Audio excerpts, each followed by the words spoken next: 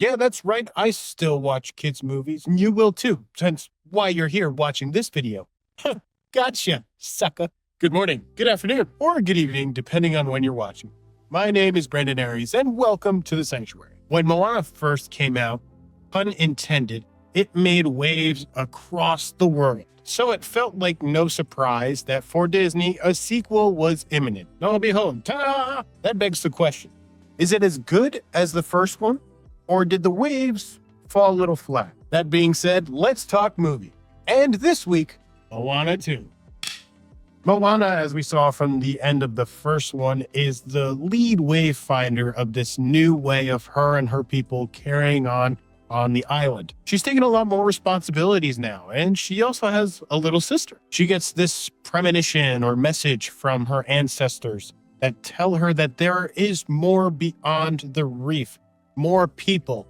You are the one that has to unite them. And just like the first one, she appears to be the only one that can do it, with the help of a crew. Enter Maui, of course, and a couple others. Maui, no change, though I feel like he kind of got a downgrade. He doesn't really have such a bright and appealing song like You're Welcome was. Overall, Mr. Rock Pebble Johnson, sir, is fine. I'll leave it at that because we didn't get any of the songs are good.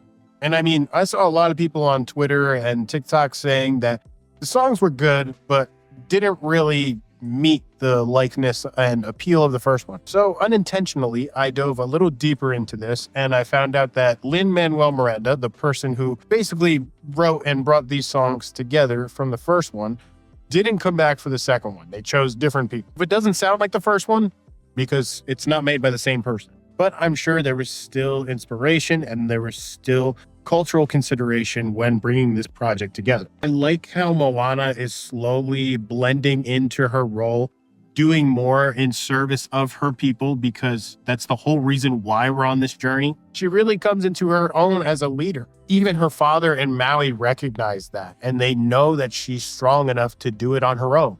But a little help is always welcome. Plus, it adds more of a cast. I'm not sure why, because this is a kids' movie. But somehow, within like the middle, there's always a part that feels a little slow for me. It felt slow for me on the first one, and around the same time in the movie, it felt slow for me again. It's like they do a little too much floating in the water and not enough sailing forward. You know what they say?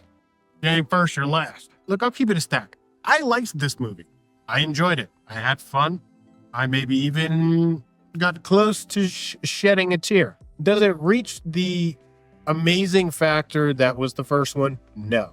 But I did have a good time, and I feel like it's kind of keeping more of a consistently good pace versus trying to top itself. I understand that when it comes to movies or TV or projects in general, you always want to try and do better than your last one.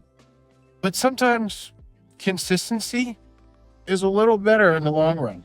You know what I mean? Quality over quantity, people. There was one plot hole of this bat lady that just went nowhere. That was the only real gripe that I had. Other than that, it's not something where I feel like I'm just gonna bash into and critique. Because it's for kids. It's meant to be for fun. If you have kids, go see this movie. If you don't have kids, bring your boyfriend or girlfriend or husband or wife. And if you don't have either of those, wait till it goes on Disney Plus and grab a tub of ice cream. Yay! Did you see Moana 2, or are you going to see Moana 2? I would love to know your thoughts in the comments below. Watch it, come back here, see what the Sanctuary's got to say about it, and then watch another video after that. Because in case I don't see you, good afternoon, good evening, and good night. Peace.